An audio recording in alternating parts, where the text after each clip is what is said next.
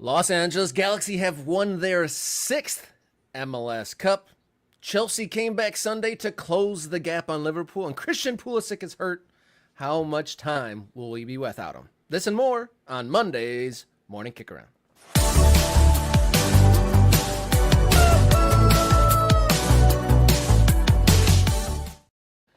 Coming to you live each Monday, Wednesday, and Friday. Good morning. This is Morning Kickaround. Happy to be joined by Mr. Jason Davis. I'm Robert Kerr. How you feeling, Mr. Jason Davis? What was that?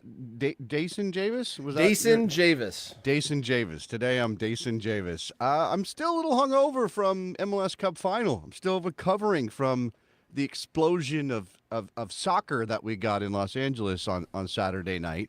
I put it on Blue Sky, where you can follow me at Davis Jason, not Jason, not. What was it? You just got it wrong. No, Davis Jason is my name on Blue Sky. Davis Jason, not Dason Javis. Don't look for Dason Javis. Look for Jason Davis. Damn it! Now I'm lost. We've been talking about hip hop, and we're getting into our lyricism too early. Maybe that's what it is. I said on Blue Sky that I think if you like soccer, you should watch the MLS Cup final, and I will not be moved from that position. And it seems like a lot of people agreed with me, and so hopefully some people watched what was a pretty entertaining MLS Cup final, Rob. At least the first 25, 30 minutes were highly entertaining. And before we jump into the day's action, there was plenty to see here on our shores and abroad. Be sure to like and subscribe to the channel. We are creeping up to our goal of 500 before the year is out, so be there. Join the movement. Join the MK Ultras and subscribe to Morning Kickaround on YouTube. Be sure to follow us at MKickaround on X, Instagram, and now Blue Sky. We've been getting a number of followers on the Blue Sky there, Jason. Yeah, starting to pick up some people, which is good. Subscriber numbers are going up on YouTube. Up. That's what we like to see. My portfolio and our subscribers and followers. That's what I want. Up. At the end of the day on Friday, we were wondering how would the Galaxy add the sixth star to their crest. I tried to make a joke about it.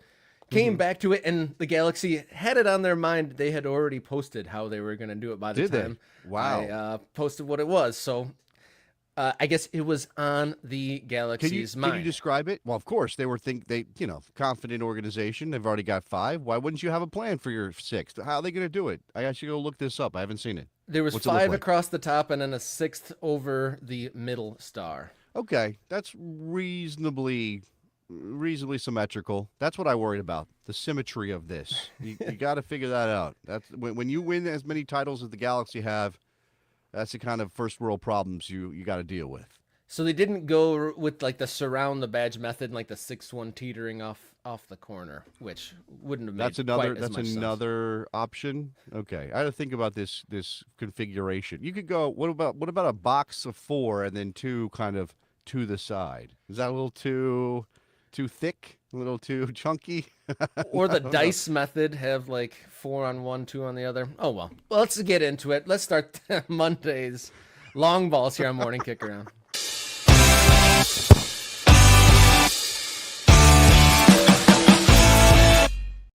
Long ball number 1 for Monday, December 9th. It's getting long on us here, Jason. On Saturday, the Los Angeles Galaxy won their 6th MLS Cup, becoming the leader by 2 cups over DC United, who have just the 4. 2 more cups. They got doubled their lead in the MLS Cup You're saying that the LA Galaxy, which, by the way, I think officially they are the LA Galaxy. They're not the Los Angeles Galaxy. I saw that from Charlie Boehm on Blue Sky. I was like, what?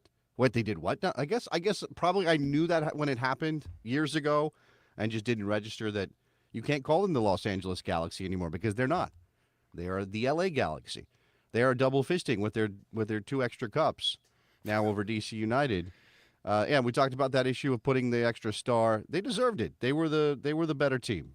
They were the better team over the season than the Red Bulls, obviously. So there's something nice about the team that had the better regular season winning the cup when you get down to a final. I'm not opposed to upsets. I'm not opposed to a Cinderella story. I'm ready for somebody to knock stupid Kansas City Chiefs off of their pedestal. Thank you very much.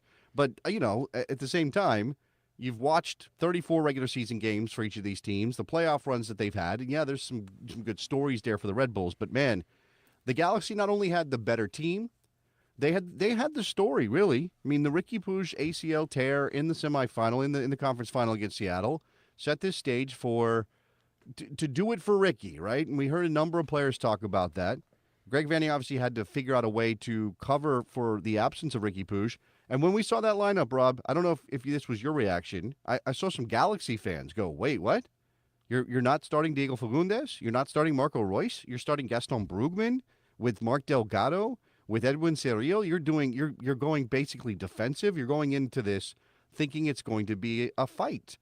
And instead, while I do think that that was the thinking on Vanney's part for a lot of it, Gaston Brugman pulled a trick out of his bag and set up an incredible goal from Pencil. I think Carlos Coronel's shot probably should have done better. The ball does go underneath him. It's not a great shot from Pencil, but the pass was magic. It was perfect, Rob. So the Galaxy pulled all, they pulled all the right strings. They did all the right things to win this title. The Galaxy were definitely galvanized by the loss of Ricky when you saw the outpouring of emotions and, getting his jersey. And there were so many shots of one of the side stories was the gradual undressing of Puig through the entire game. Cause his first shot of him, very dapper, coiffed, suit, tie, the whole thing. And then the tie got loose and then the jacket was done. And then by the time the final celebrations was, he had no jacket, no tie, unbuttoned down to the chest. And in the post-game celebrations, he's getting pushed around shirtless in a drinks cooler. But just to stay at the top of the game here, both teams without key players. But the Galaxy had a whole week to game plan. Vanney, what you said with that midfield lineup, obviously had the right game plan, had a week to put it all together. They knew what they were doing without their key man, Ricky Puig. Whereas the Red Bulls of New York, they had their key center back, Andres Reyes, pull out literally in the pre-match warm-up, and that turned out to be a big storyline, especially early in this final. Yeah, the loss of Andres Reyes really did loom large. Now, I think there was some scapegoating of Noah Ile at the back as he stepped in for Reyes. I don't think he played poorly. And the story of the second half was very different than the story of the first half. The Galaxy putting those two goals together in pretty quick succession did set the stage. Obviously, the Red Bulls get the set piece goal to pull themselves back into it, so at least to make it a game with Sean Nealis on the end of that. But I think... I think, yes, the Reyes was a problem. The absence of Reyes was a problem for the Red Bulls. I still think the Galaxy would have won the match. I can't prove that. I can't prove to you that Pencil gets in behind on the pass from Brugman or that Joveljic is able to dance through the box the way that he did with a classy finish. But, maybe if Andres Reyes is there, he doesn't find the space to get that shot off. I don't know. Those things are really tough to say. And, feel for the Red Bull fans. Feel for our friend Mark Fishkin, who was on the show last week. All of those people have been waiting for so long. It's only their second crack at it in a final, and they come up, just a little bit short. 4 minutes really upended their season. The funny thing about, you mentioned the Ricky Puig undressing on the sideline. There also was that desperation. Joseph Pencil was like, guys, where's Ricky's jersey? I'm trying to celebrate Ricky here. Where's his damn jersey? He's like looking at the sideline, like, give me the jersey, give me the jersey. I wasn't sure what he was going after. I thought he was yelling at the sideline, like as if there was an offside flag that he disagreed with. So I was a little confused watching it that he's yelling at somebody while everyone else is celebrating. I was not sure what was happening. Yeah, he was desperate. It didn't look, you're right, it looked like something else than celebrating the goal. It looked like he was, I don't know, upset. I thought he had a plan to celebrate. And I guess in my brain, I forgot about Ricky at that moment. And I was like, oh, he wants something of his. Like, he had a plan to celebrate. I was telling my wife, I'm like, oh, he definitely had a plan to celebrate a goal if he scored in this final. And I wasn't thinking it had anything to do with Ricky Puig, but he's desperately waving. And then the broadcast cut away. I was watching on Apple TV. It cut away from all of that, and I never saw in that moment live. I never saw Joseph Paintsil holding up Ricky Puig's jersey. I only saw it when they went back and replayed it because they had a different camera angle that caught him holding up their jersey, and I was like, "Oh, that's what that's all about." Okay, yeah, that makes sense that he was trying to celebrate Ricky. They cut away to the replay once he finally got the jersey, and then when they came back to it, they didn't have the shot of him with the name on it. Right. But it was inferred, I suppose. But overall, like obviously the game plan and the team selections worked out really well for Vanny. But when the game was playing out, it just seemed like in general, even without the scratches of Puig and Reyes, it almost seemed like LA had just too much offensive firepower. When you really sit back and look at Paintsil, Peck, Joveljic, I mean, they had a lot of goal scorers on there, and you couldn't really find, other than their frailty from defending corners, which was a thing, which led to the one Red Bull goal. They really just seemed to just have too much in their locker. Yeah, this is what we talked about. The Galaxy were the more talented team, especially up top. I mean, there are good players on that Red Bull side. They wouldn't have been in the final without them. I mean, Lewis Morgan's a good player. Emil Forsberg's a good player. Dante Van Zier's a good player. I like Daniel Edelman a lot. I mean, I think Tolkien, okay day. Maybe things didn't go exactly the way he would have liked. And again, but we know the Red Bulls are going to play against the wall. We know that they're going to have a handful of chances over the course of 90 minutes, if that, right? And I'm looking at the numbers here. The Rebels actually ended up with more of the ball on the day, but I think that's so much about game state. It was already 2-0 15 minutes into the game. LA didn't need the ball after that. Or if they, once the Red Bulls got their goal back in the 28th minute, it was a little bit more stressful, I imagine, for LA.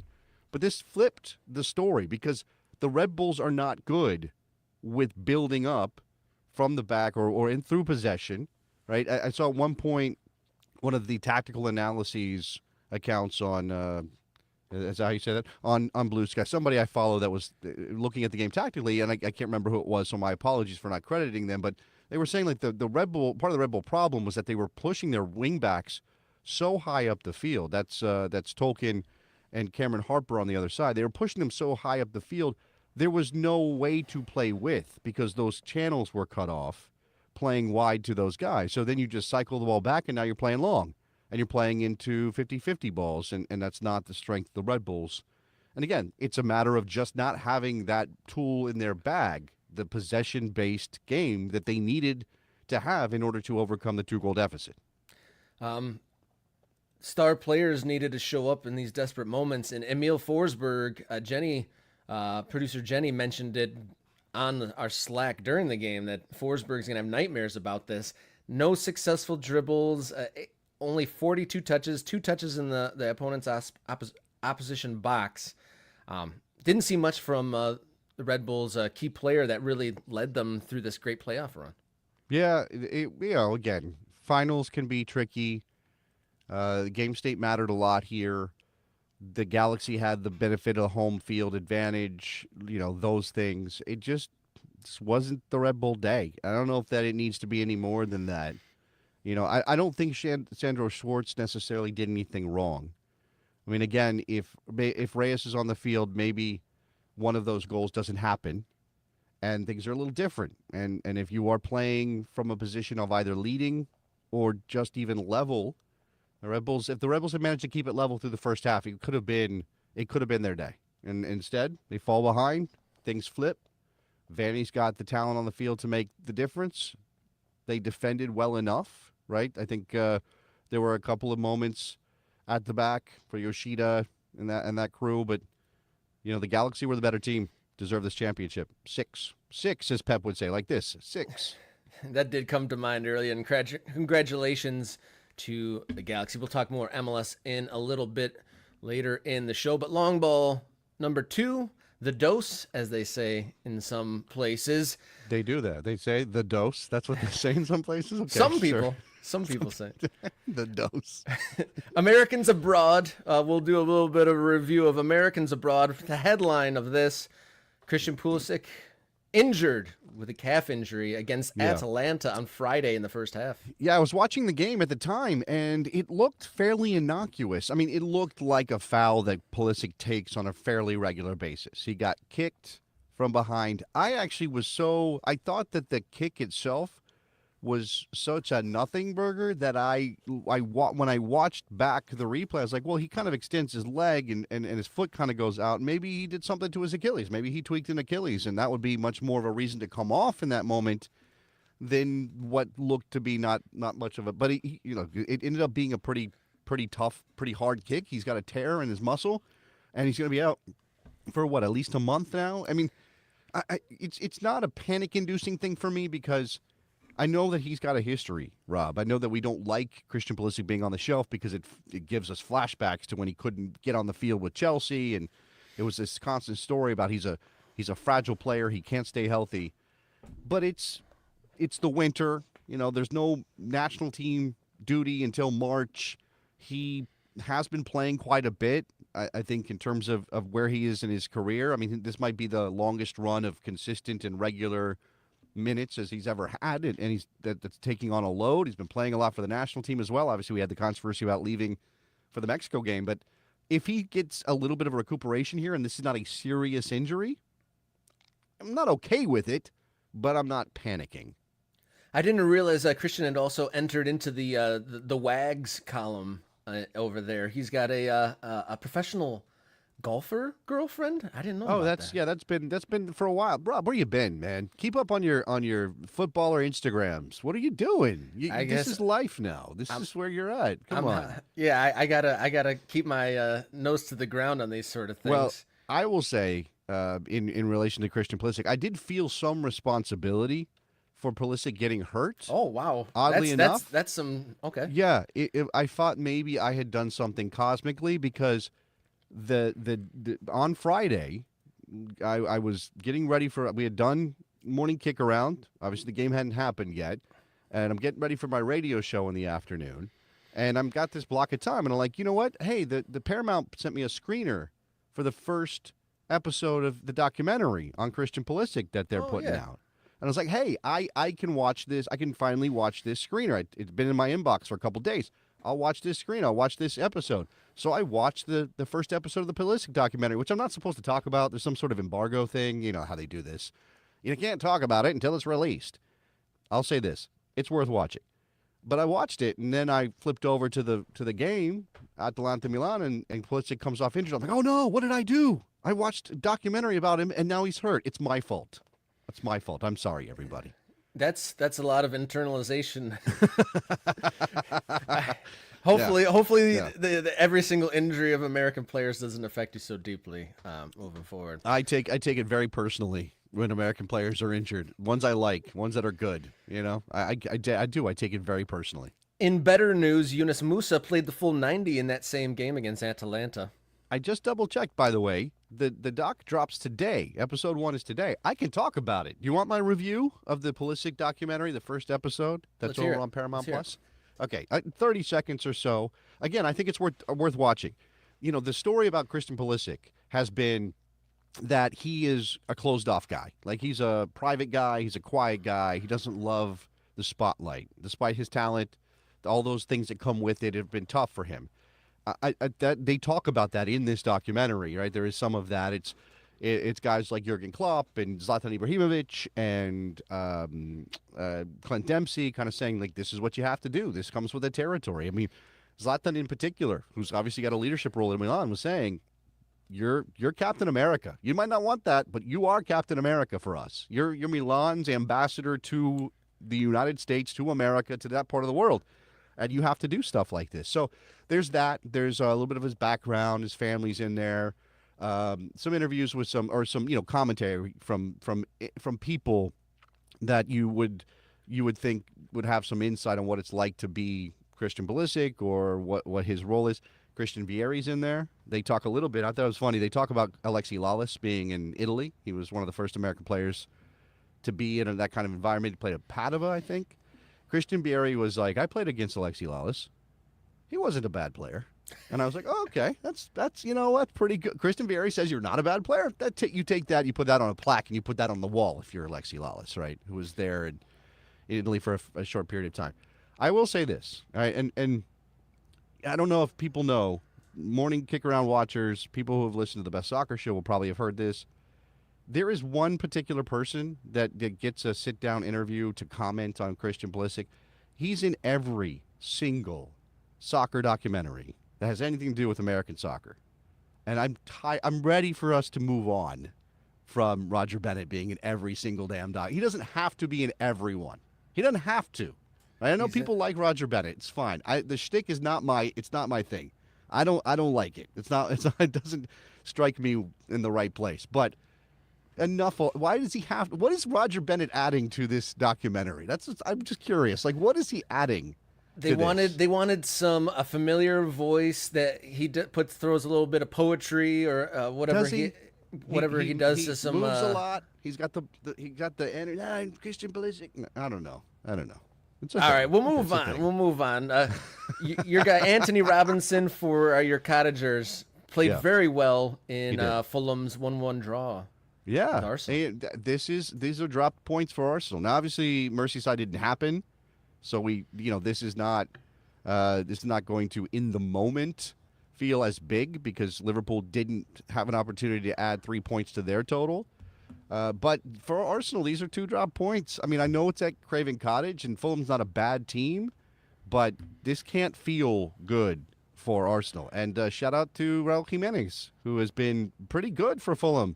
It took him a long time to get fully healthy again, and I do not like him when he plays for L3. I don't like him when he's a Mexican international against the United States, but I respect the guy fighting back from what was a pretty nasty situation with the head injury when he was at Wolves. It's a well-taken goal. It's probably a little lax on the defending, but yeah. It's only sports you can have that kind of completely conflicted, depending on the day you are cheering for them or cheering against them, depending on their the color of their shirt. But 1-1 kept Arsenal at bay. But going down the list of American abroad, we talked about it on Friday. Do we trust Tyler Adams to be a day-in, day-out player? Yeah. Didn't play at the weekend. Didn't dress. Maybe it's a management thing. Maybe it is because you can't be 100% sure that Tyler Adams' body and hamstring, which was surgically reattached, could handle stuff like that. Playing multiple games in a week, so he plays in midweek, and then he doesn't dress and doesn't play for Bournemouth in their weekend matchup. Which the important part for Bournemouth is the victory. Again, this is one of those things where I'm not going to panic. First of all, because I don't think I have any expectations around Tyler Adams yet. Like, I don't have this sense that he needs to be playing and he's got to play, because he hasn't been on the scene long enough with this return for me to kind of get used to him being a regular player.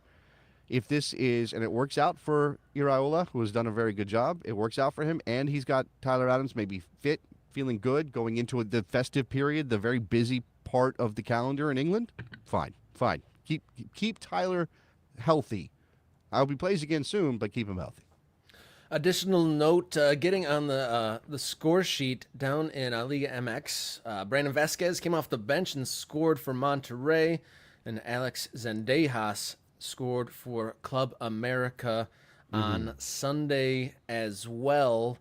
Did you have any further notes on Americans before we move along? Well, I mean, it's interesting. You mentioned the Vasquez goal. This is all coming amidst rumors that the San Jose Earthquakes are maybe going to make a run at Brandon Vasquez to jumpstart their new situation under Bruce Arena. Bruce has already executed a couple trades to get some players out of New England that he wants. I think, he's putting the band back together. I think Mark Anthony Kaye is now a Quake. There's a couple things there.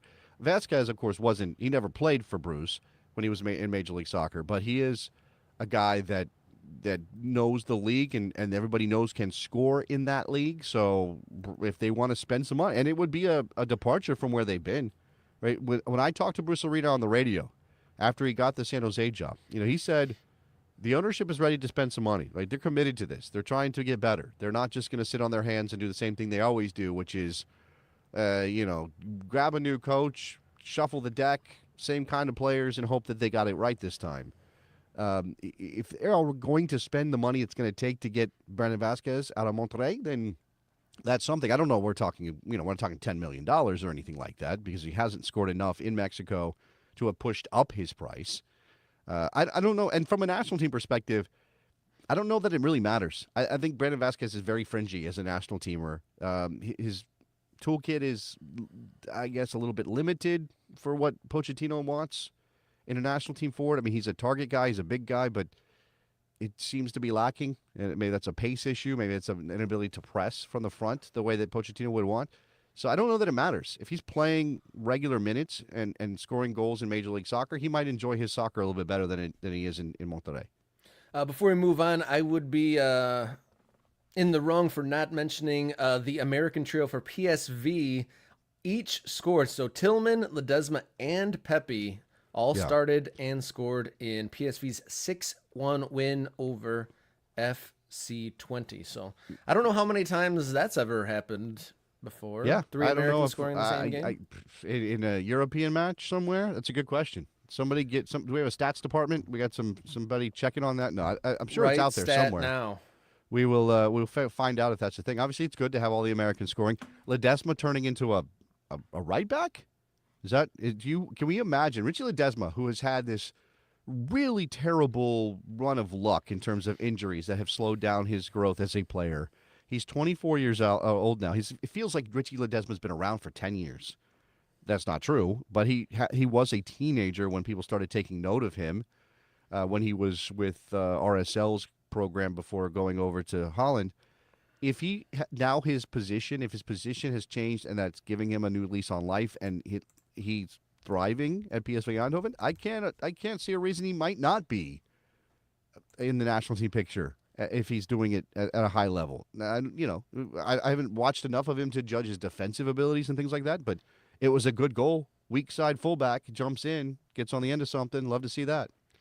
Exciting weekend abroad for Americans indeed. Moving on to long ball number 3 for Monday morning.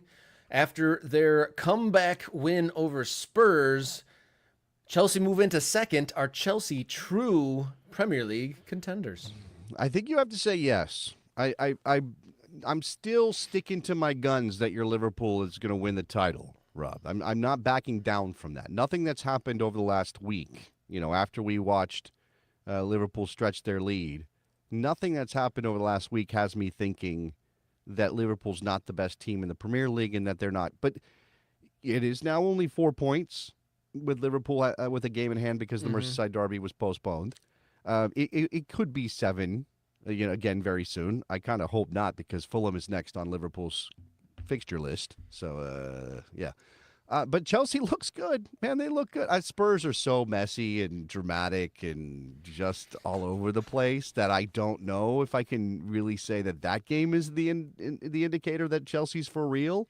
But I'd say a better indicator that Chelsea's for real is that they have not lost since Halloween.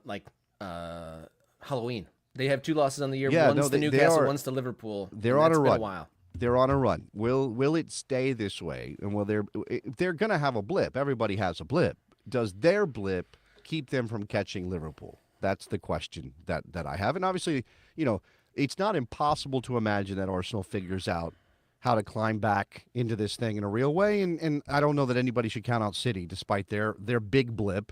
If they have another one, they're done. But if City goes on a run, which I don't know that the draw against Palace is great, right? That's not a confidence-building result for City. I don't know. It's interesting. I still think Liverpool wins it, but it'd be wrong to say that Chelsea's not a contender. Of all the games Liverpool have played and won this season, I would say that coming out of the Chelsea game, that was the biggest exhale I let out at the final whistle. You think they're the bogey team? They're the toughest team. Chelsea definitely, it felt like it was in the balance until the very final whistle, and there was a little bit of relief, and they were surprising how good they were just in general. They seem to have put it together for real. They have a good team. I would suggest that teams not foul them in the box and give them penalty kicks. I would suggest that is a thing. Like people just don't do that. I mean, both of those, by the way, both of those are just very dumb penalties to concede. Why are you leaving your feet in the box in that manner to give up that first one? And then the second one, it's just Yeah, he's going to try to stop on the ball and force contact. What are you doing? What are we doing here? But Cole Palmer scores goals. He scores them from the spot. He scores them from open play. He sets them up. He might be on his way to Player of the Year if Mo Salah doesn't continue his form. That's a good point there. I can't disagree there. And that 90 minutes was a bit of an encapsulation of what Spurs are right now. They can be exciting, they can score goals, and they can look good, but Yeah. they can also completely fall apart. Yeah, they can fall apart. Again, the two penalties are the difference, right? So you kind of have to say, well, are those earned goals from Chelsea? Not from open play, they're not. So how do you kind of judge Spurs in regards to those two goals? If they don't give up one of them, they get a point. If they don't give up both of them, they could have won that game. And I'll say that, saying also that Son was pretty wasteful, scores in added time, but he was pretty wasteful for much of that game. And if he just is a little bit sharper, it could have been 3-0, or it could have been 3-something. Sancho scores early, but it could have been 3-something at halftime for Spurs, and then maybe you feel a lot more confident holding on to that. We shall see. Maybe his have you heard about Son's dad? Maybe his dad will come over and give Son the earful. I guess you might have missed this news, but his dad is like some crazy intenso coach who's been very successful in Korea, is doing some camp in Japan, and tons of parents complained about his dad being extremely using old school tactics, shall we say. Okay. So Son is like, he's the kid of a coach who is who's like I got it. All right. Yeah, makes sense. Makes some sense. Hopefully he does not visit Son anytime soon. But that's long balls for Monday. Give us a like and subscribe on the Morning Kick Around YouTube channel. Become part of the movement. Join the MK Ultras. We are ticking along, trying to hit 500 before the end of the year on our path to 50,000 in the year 2025. You can also follow along on social media, MKickaround on X, Instagram, and the Blue Sky. We're going to take a break, take a sip of our morning coffee, come right back with Culture Wars.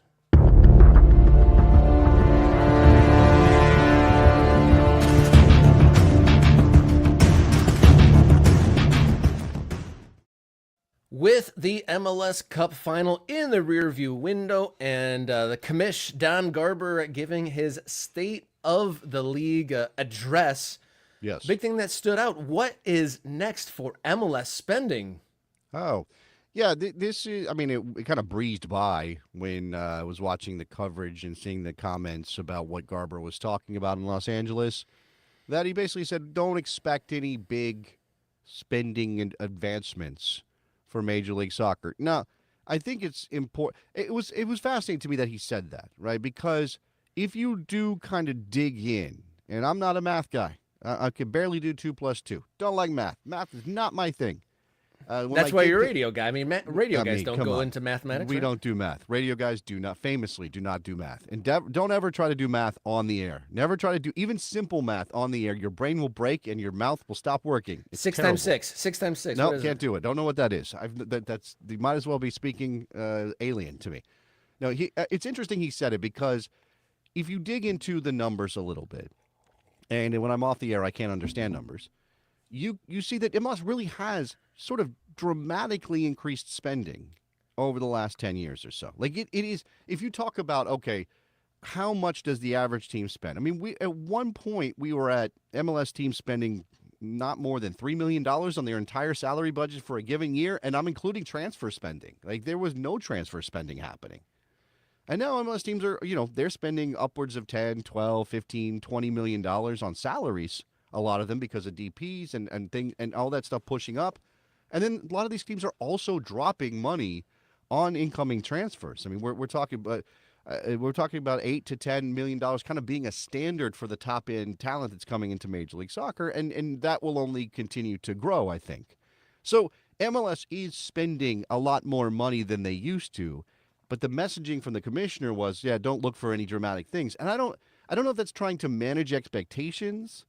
Like if you don't want to overcommit and underdeliver, I guess, right? So why not underdeliver or undercommit or just kind of downplay it, and then when those things do happen, you can say, see, we're doing great. Look at we didn't think we were going to do this, but look at what we're doing, and then you look better for that. I guess that's what it is.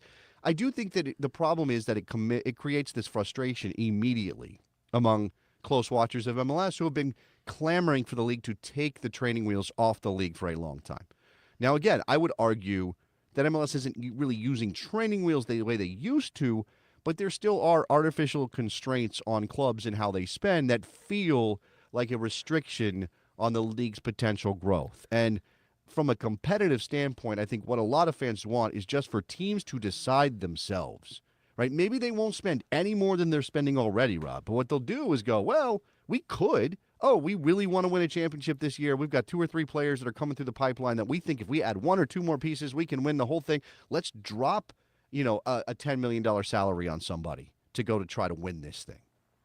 Would you say that they've moved on from training wheels and now they're kind of doing bumper bowling? I mean, there's still some safeguards in there, but we're not going to hit a full. We're not going to like full on hit a gutter ball and bankrupt the team. But I mean, yeah, it's a good one. It's a good one. I mean, how about this? Instead of training, let's keep it bicycle related. Let's keep it in the bicycle world. You went from bicycling to bowling. That's a completely different sport. Those are 2 different activities. Combine them. That would be kind of exciting. It's more like, I've got a 3, almost 4-year-old. He loves his bicycle, but obviously he can't ride it. So I put training wheels on it. He wears his helmet, right? And I walk with him as he pedals along. So maybe there's no more training wheels. Major League Soccer can ride the bike. But they're not doing like the crazy thing of taking the helmet and the pads off and just doing BMX tricks, right? It's no riding in the street, right? It's more. It's like riding one of those old fashioned bikes where you're sitting up straight, like the bicycle from The Wizard of Oz. The way that she rides a bicycle, the woman who ultimately becomes the witch, right? It has the little dog, I guess. Or no, what is it? She doesn't have the dog. No, that's not right. Well, we've definitely lost the plot. If we're talking about Wizard of Oz. So we'll move on to the next point from the commissioner. He brought up the subject, or he was asked about streaming numbers. Yeah. Was that a cop-out answer, or do you think that's legit at this stage of where we're at with streaming? That's a good question. I think it was a massaged answer from Don Garber. And if you didn't see that piece of the State of the League or hear what he had to say, he said that they're happy with the MLS Apple TV partnership, that they have a million people, fans, watching games across the various matches on a Saturday night, right? He said, and that's more than they ever had watching any game on linear television. Now, again, this is that kind of moving the goalpost element of it, not to mix my sports metaphors. You're saying, all right, if I put a game on Fox or a game on ESPN, you never got a million people, or very rarely got a million people to watch that single game. Over on Apple TV Plus, MLS Season Pass, you've got 10 games happening at once, and a million people are watching those 10 games in total. That feels like not progress, right? It feels like, okay, well, if we average this out, you've got 100,000 people watching each one of 10 games. Is that good? Like, that doesn't feel good. This is a country of, how many people we have in this country? Rob, like 330 million or something? We have a lot of 300, we have 300 plus million people, and some of those people are soccer fans, a good portion, millions of those people are soccer fans, and Major League Soccer is only getting that many people to watch. But, of course, there is the paywall, right? It's a subscription-based service. It's a lot of things kind of baked into this new way of doing sports broadcasting that make it tough to judge the league. I'm not taking what he says at face value because I'm not an idiot. Don Garber, again, is massaging things to make the league look better than maybe it should, or maybe it would if we had actual numbers. I think he also did say something like, we need to find ways to figure out the measurements. We want to be more transparent with fans so that they understand that this is good, that this is significantly better for the league, right? And, so, Joseph, it's about the money. Yeah, it is about, and it should be. Let's be, okay. There are a couple of things happening. We as sports fans want access to our leagues. We want access to our teams. We want access to our games. Major League Soccer, for years, was just running their head into a brick wall over and over and over again on these linear TV deals, saying, we're going to break through, we're going to break through, we're going to break through. Somebody's going to find a way to make our league look great, and we're going to get millions of people to watch on ESPN or Fox or whatever, Telemundo or Univision. And it never happened, right? It just didn't happen. And then everything changed in how sports were broadcast anyway, or the world moved to streaming outside of just sports. The world moved away from linear television as a rule. And so if you're a sports league and you've been running your head into a brick wall and the money was never that great to begin with, and the world is moving to streaming, I understand the decision to go to Apple, but it puts everything further away from the fans in terms of access. So it feels like a failure for us, even if the league is benefiting in their bottom line. And Garber is saying that, subscriptions are really the way to measure this. He's talking about they might even hit the mark. Again, this is massaging or maybe painting a rosy picture. They might hit the mark that allows them to do revenue sharing on the subscriptions with Apple rather than this direct. Because it's not even, he was going to great pains, going to great pains to say this isn't a traditional relationship. This isn't Apple buying the rights to MLS and broadcasting them. That this is really this kind of synergy of companies in terms of how they're pushing it out. Yeah, massaging. Definitely massaging. But yeah, so a little bit of this, a little bit of that, maybe too soon to tell, but definitely didn't want to say X amount of number of people were watching. We'll see how that all plays out. Today, there is something going on in the world of MLS today. It's a half-day transfer window. Oh, yeah. For those who not absolutely spot in, locked in to the MLS world, what does that mean? What does it mean? It's a What is half-day it? transfer. Why a half day? It's a day. It's a good question.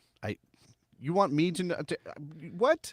Hey! You're the venerable piece of this puzzle in this show.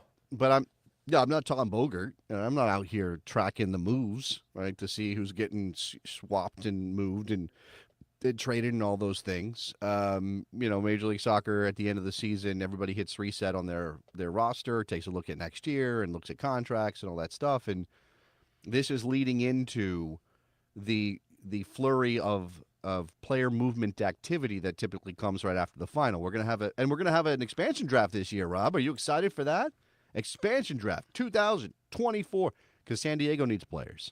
So amongst the things, so how about this last couple of minutes of this segment? Looking forward to what is new for 2025 as we stand like a day out from the end of 24. So we got Bruce Arena in San Jose.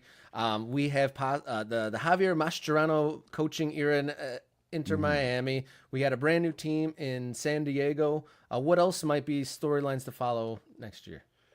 Yeah, so again, the half-day transfer window is a trade window more than a transfer window, meaning that it's going to happen within the league. These are moves that can, just to be clear about that. I know we're having some fun, but this is not, you're not bringing players in from abroad because the transfer window for that is not open. But inside the league, if you want to trade a player, you can do that.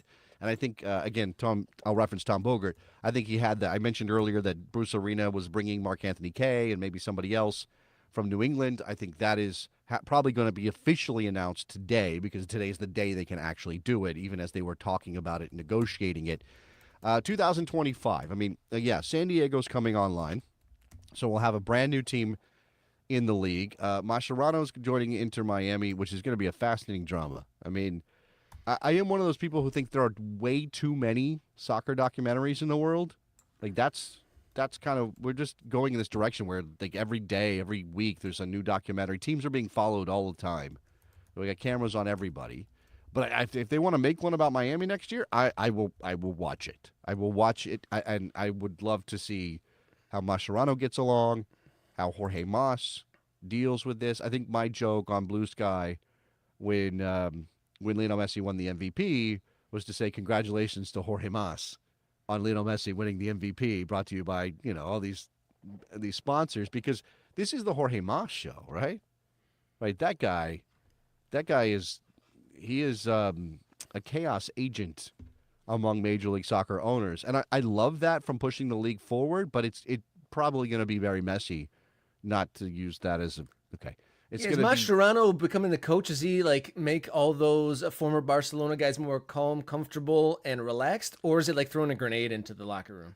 That's a good question. I think it's going to no. It just means that power is 100% with the Barcelona group, right? And Messi in particular, but because just because he's the leader by virtue of his his success and being the best player on the planet for his career. I don't know how Mascherano is going to deal with it if there are any mutinies or if there are any problems. I mean, can he be the guy to bring along some of the young players that Miami is going to need to cover for the fact that not all those Barcelona players can play 90 minutes every single week? I mean, those are big questions. There are still open jobs. Atlanta still does not have their head coaching job sorted out. We have a Toronto opening as well. We argued whether or not Toronto's a big club or that's one of the biggest jobs in MLS. I don't know how attractive it is right now. It feels like a bit of a poison chalice situation until Insigne and Bernadeschi are gone. Like, who wants to walk into that, right? Who wants to deal with having to tell Bernadeschi to stop vaping in the locker room? Bro, can you take that outside? Come on. There are some fascinating things coming. I do think this is interesting. Nate's saying that San Diego is proving to be the most bland soccer effort I've seen in MLS since Chicago did their logo for the upteenth time. I don't feel any excitement about San Diego. And maybe it's because I'm on the East Coast and I have that bias and I'm far away and time zones are a thing. I don't know. I feel like, yeah, and maybe they're doing it quietly, and that's the way you build a club. Like, a smarter way to build a club is to do what they're doing.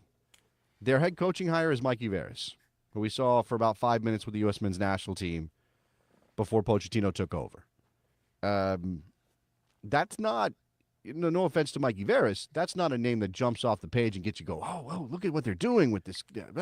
And look, again, St. Louis hired Bradley Carnell from the Red Bulls. It's not like they hired some big name to get started either, but I think there was still this vibe that St. Louis was chomping at the bit as a soccer town for their team to start. Mike Thomas is pointing out that Chucky Lozano could be a big deal next year. So they are doing a little bit of that. I guess there is a little bit of that. We've heard De Bruyne was linked at one point. So maybe they're going to get those engines fired up on big name players, and that'll get us talking about them. Plenty to see coming in MLS 2025 on the heels of the MLS season wrapping up here in 2024. Be sure to follow and subscribe to keep in touch with us and pump up those numbers for the channel. Like and subscribe. Morning Kick Around on the YouTube, and follow along on social media. Kick Around on X, Instagram, and Blue Sky. And if you want to get real personal, write us an email, morningkickaround@gmail.com. We're going to take a breath, come back, have some fun. Big question of the day coming up right here on Monday's Morning Kick Around.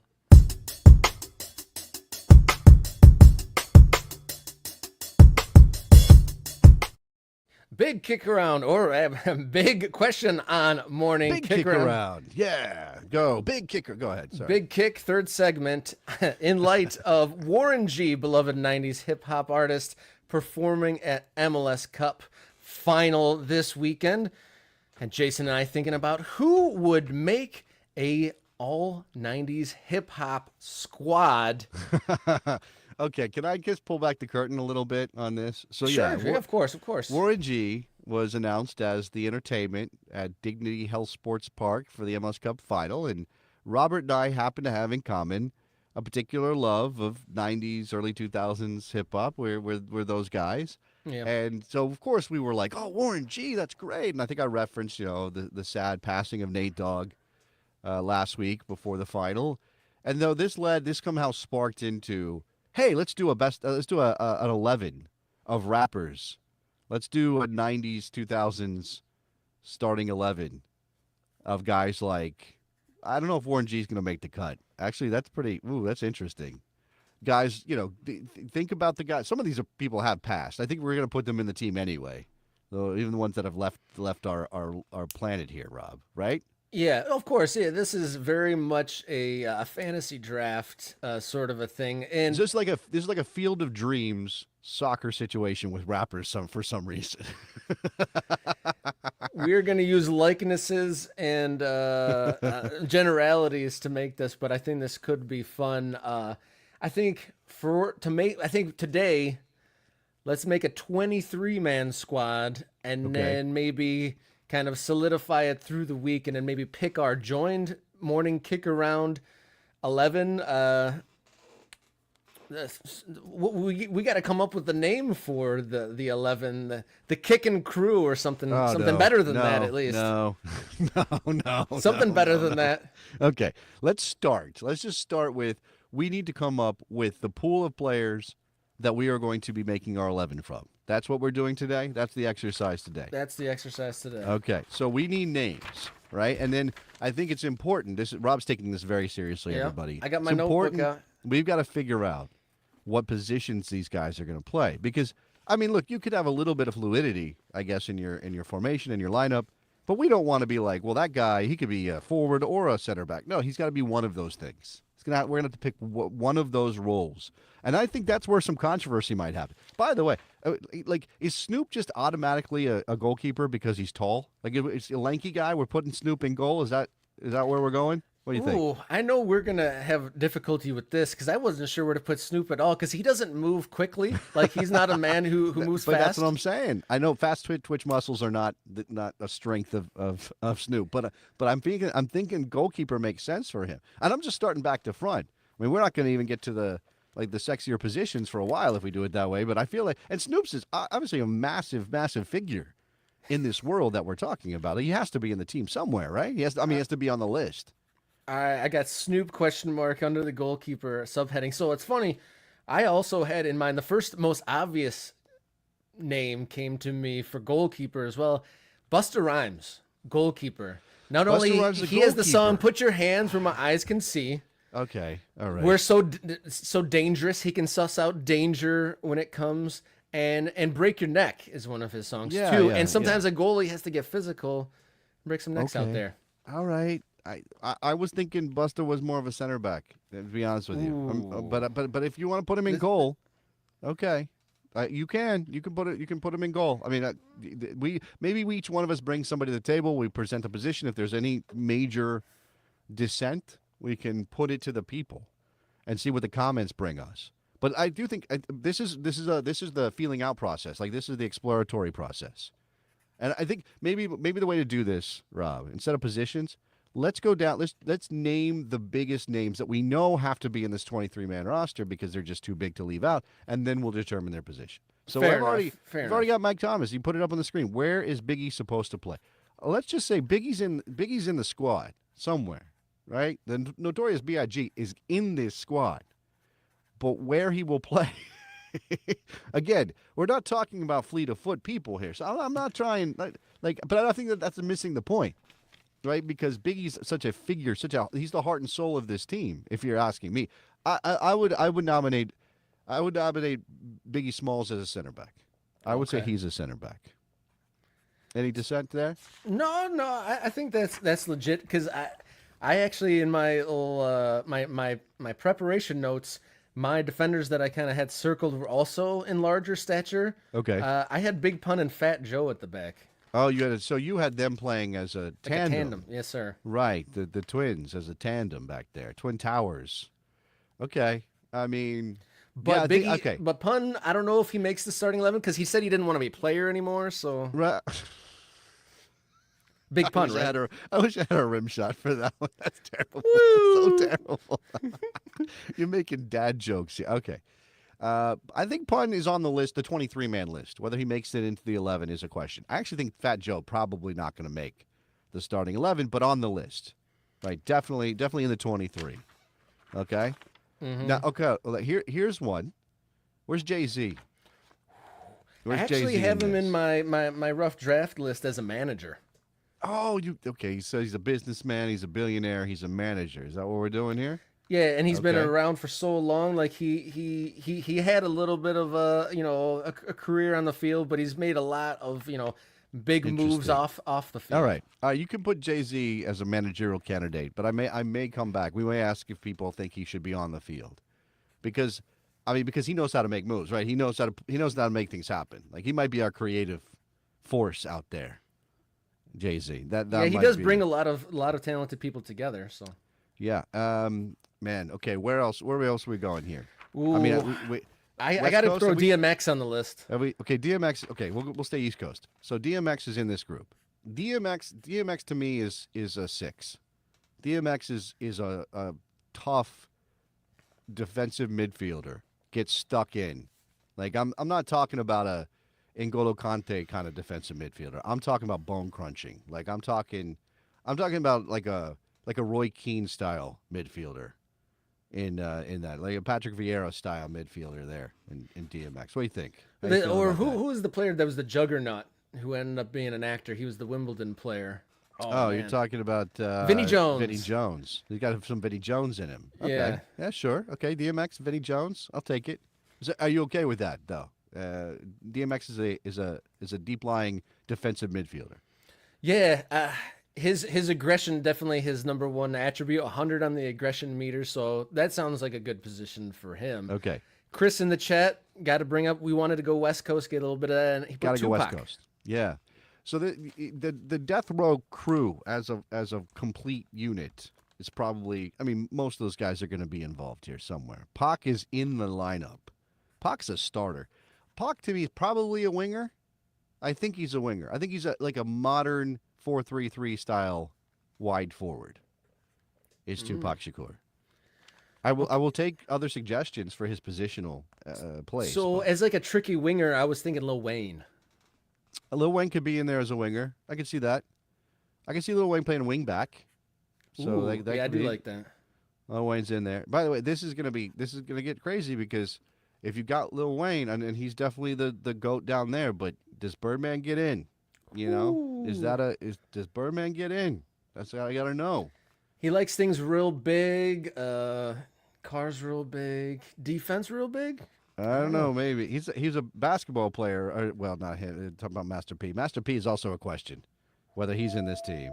He's more of a managerial type, probably. Also manage. Ooh, Yeah. Jay-Z By the way, versus. we're leaving out Jay-Z is a New York representative, a potential manager. We're not leaving. We're not mentioning the other one who might be a managerial candidate.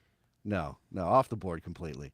Obviously, can't manage from jail, right? That's what I'm going to say. You can't manage from the afterlife if you happen to be passed, but you can't manage from jail. We haven't. Okay, Atlanta's in here as well. So Yeah, I had Ludacris for possibly a striker. you got Ludacris in this team for. I mean, I think Big Boy's got to go first mention, and then Andre's got to get the second, and then we can talk about Ludacris, and then we can talk about some of these other names. Oh, Am I boy. wrong? No, Am I no, you're wrong? not wrong. Jermaine Dupri, managerial candidate out of Atlanta? Yes? No? Anybody? Going once? Going twice?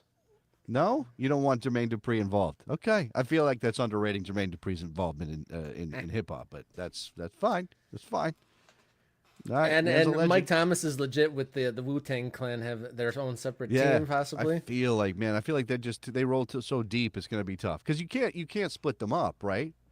You can't have Meth and ODB and RZA. You can't have these guys like separated from one another. Like if we're like, oh, only some of them get in, but not everybody gets in. It could be like committee Ghostface? as a Come on. 9, What as is a 9. Ghostface Killer? What position is Ghost? I'm sorry, I'm in this. What position is Ghostface Killer playing? Ooh, I think that a false 9 because he's Ooh, interesting. he's Tricky. mysterious. You know, he can Yeah. do a lot of different things. He usually Okay. wears a mask, so he's like not All right. 100%. But we could do like the U.S. men's national team approach where there's not one single guy. It's like a rotating cast. And Yeah. So the Wu-Tang Clan in itself could be the 9. And, you know, you just got all those guys coming in and out providing their various different skill sets. It's a possibility, right? Yeah, I think. Or that's, is that yeah. selling them short to only give them one No, position? yeah, I mean, we could have a development team too. Like we could have a second team, an MLS Next Pro team as well. Oh, that's some blasphemy against Wu-Tang, though. No, I'm not saying that. I'm not. We're not making hard decisions about who's in this 11 or who's even on our 23-man game day roster. We're not even making MLS tough. Next. That's We are hilarious. just presenting possibilities. This is a thought exercise, as much as it is anything else. So who are big? I know we're missing a ton of big Dr. names. Dre. We got to get him in here. Dre's in there. Okay, yeah, Dre's definitely in. But see, Dre Dre is much better as a producer than he is as a rapper himself, as a lyricist. Man, this coaching controversy is heating up I between know. Jay-Z, I Master know. P, and Dr. Dre. Yeah, I think those are the three, right? Yeah, I think those are the I mean, I'm sure we're missing somebody in So there as well. Yeah, so I'm sure we're missing somebody. But we're only at sorry, I'm 14 sorry. without as You Wu-Tang is 1, we're at 14. you gave me, thank you, Mike Thomas. This is the name I just had in my head. You gave me Ghostface Killer as a false 9. I actually thought Nas would be a good choice at false 9 as well. Ooh. I could see him playing a 9. You So know, like, smooth, can do so many different things, fall back yeah. into the crowd and stand alone. Yeah, yeah. I like that. I like Yeah. so okay. So where do the high-minded types fit in? Like the most deafs and the Ooh. commons. Black Thought. Black Ooh. Thought has to be in this team too, right? Somewhere? Am I wrong? No. Common. And he's a good team player. Man, Common needs to be in this team. I mean, there's also look. If we're talking MLS Next Pro, maybe that's the independent guys. Maybe that's the Def Jux guys. Maybe that's the Quantum guys. Maybe that's that stuff. And that's deeper than anybody wants to. Nate's saying, I can see you're having fun, but I have no idea what you're talking about. And I'm bringing up Def Jux and Quantum. And people are gonna be like, what These the are deep hell? cuts. These are deep cuts. These are deeper cuts. Yeah. Most Def probably should be in this group. At least considered. He's got to be in considered. Man, who else? Ice Cube? Okay, to see again. Go back out west. NWA. We already mentioned Dre. Does Ice Cube get into this team as a rapper, not as an actor? Nothing. Just his rap career. Does he get into this team? I think Ice Cube, standing alone. He did have a big hit, both as a song and a movie, Players Club. So if not in the team, he's associated with the club in some way. Yeah. By the way, shout out to Chris. This is what I'm talking about. This is a deep cut. Okay, Aesop Rock is not probably going to make this 23-man roster. I don't know if it's doing it by album sales necessarily, but I just don't think he's getting a Talib Kweli. Oh man, see. Oh, okay. And by the way, Okay, let's combine Mos Def and Talib Kweli as Black Star. Okay, we could do that. Okay, now you're opening up. So what? Outcast is a one position situation with Big Boy and Dre? No, I don't know. Perhaps. I don't know. But okay, I also feel that we have not yet mentioned any female rappers, and there's got to be some representation. Missy probably should be in this team somewhere. I think that's probably, man. Would Eve, her dogs believe in her? Man, I always thought Eve was underrated, to be honest with you. But I don't know. That's a tough one. That's a tough one. Does she surpass the likes of like Lil' Kim? Well, Lil' Kim is locker room drama. I'll say that. Yeah. But I think she deserves to be in the mix, right? Ooh, She, yeah. yeah. I don't know. Man, this is gonna Mike get, Thomas, I love that. Rakim. Yeah, He's like the Rakim. Godfather. He'd be like the GM Yeah. almost in a way. Yeah, Eric B and Rakim and their influence. I mean, that's early. Their heyday was early '90s, though, right? We were Very pushing, early. Very yeah, early. we're pushing we're kind of separating a little bit. But then again, look, Snoop and Dre come on the scene early '90s. They're in the NWA was before that, but early '90s for when they really broke out in terms of Death Row and all that. Man, I added it to the list without saying anything. It was from the comments. Chris, Eminem at center attacking mid. Eminem is probably in this team. Do you think he's a wingback with all of his energy? Is he a Eminem and Lil Wayne in the wingback. Yeah, I think positions? Eminem's a pacey player, right? So we got to put him wide somewhere. Like we got to get him into space. I don't think you want Eminem constricted. You don't want him having to play through multiple bodies in midfield. I think you want him in space. Is what we're doing. I'm taking this really seriously. Vanilla Ice is the mascot. I like that Vanilla one. Ice, This is scratching the surface. You wanted to do this, and I'm like, we have not even mentioned like half of people who should be in this team, right? Like there are lots of other names that probably deserve. Other to be than in my this team. imagination, I guess we did kind of nail it with Nas is a 9, possibly the Wu-Tang Clan is a A 9. Is there any other that like just like smack you across the face is like this guy scores goals? Who scores goals? Yeah, that's a good one. Man. It's a little I bit before think, the era, but I know Slick Rick scored a lot. what did we oh yeah, it's too early. What do we say about Tupac? Where do we put him positionally? I think Pac is a center forward. I think Pac's a center forward. We had Did him I as say a winger. We I had had him as a winger. Should we cross that off and Yeah. put foot forward? Well, we have to think about this. Now I got to think about this. Like where does Pac fit in? We got to get our positions right. Yeah. Because it definitely the forward positions definitely depend on what kind of formation we roll out, and we'll develop this more as the week progresses. I can't believe I haven't mentioned Q-Tip. I mean, again, this is a group situation. Like, does Q-Tip get in on his own, or do you have to take Tribe as a unit, which then makes it a lot more difficult? Like that's multifaceted there. Multifaceted. You know that. I think Tribe Called Quest is probably, as a unit, the way that they want to play, right? They're not playing defensive, reactive soccer, right? They're playing expansive. Man, that's a list. We got the 23 there. Did we got but again, did you have Q-Tip on the 23 or am I going to have to fight for that?